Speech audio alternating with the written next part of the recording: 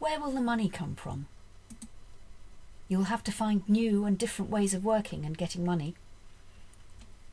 Groups already have skills which they could use to get paid work. Be creative. Look at developing new links and partnerships beyond the learning disability world. Look at ways to spend less, and make sure you keep good records. You need to be able to give funders the information that they ask for. Ways to earn money. Self-advocacy groups told us about the places they're looking for funding. You may find some ideas here. Contracts with local authorities and health services. Charity funders, like Big Lottery and Comic Relief. Sponsorship by businesses, like Northern Rock or Sainsbury's. The European Social Fund. Fundraising events. Quality checking. Using direct payments and individual budgets. Charging for membership. Training for people like social care staff, the police and NHS staff. Consultation, finding out what people think of services. Making easy-read documents and films. Advocacy services for individuals. Student placements for social work, the police and nursing.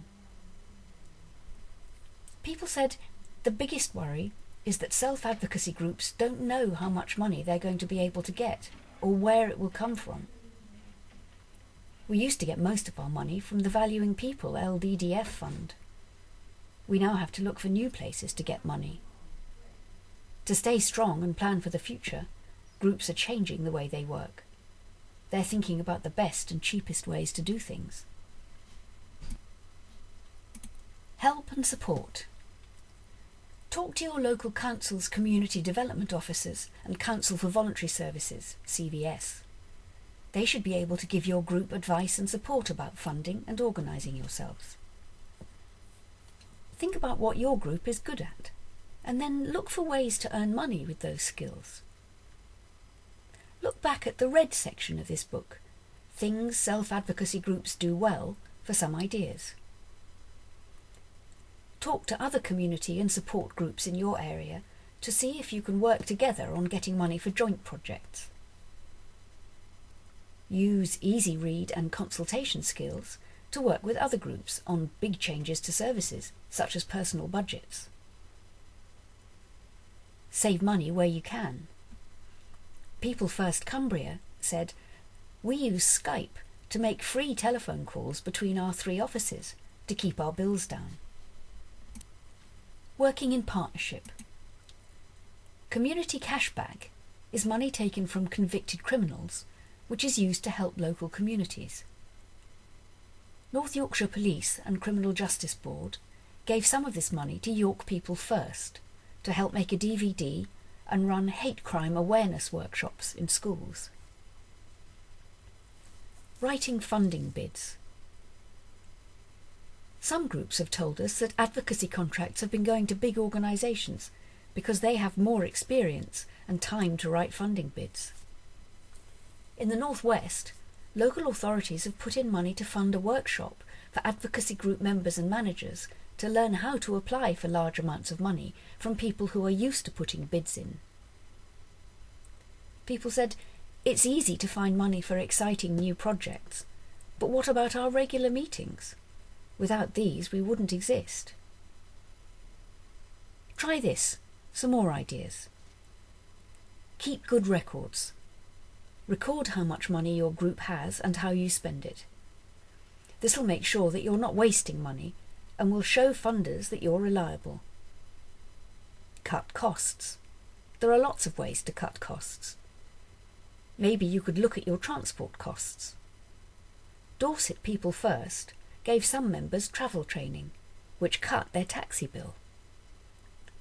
Talk to your local council. They need to find ways to include people with learning disabilities in their plans for services. Self-advocacy groups are good at this and a good value for money.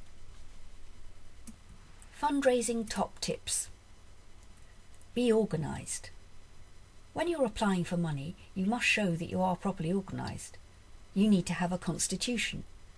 This will tell funders about the work that you do and the rules that you follow. Your status. It can help if you're a registered charity and a limited company. You can find more information on this at www.volresource.org.uk. Paperwork. Do it well and on time. Keep a record of all the money you receive and spend. Write your project reports on time. Communicate. Keep talking to your funders about your projects so there are no surprises. Give them any information they ask for. This might mean filling in forms about your contracts. They will need to know that you've spent their money wisely. Tell funders how good you are. Let them know about the work you've done and how it's made a difference. Have a look at Action for Advocacy's Quality Standards for Advocacy Schemes. You can find it using an internet search like Google.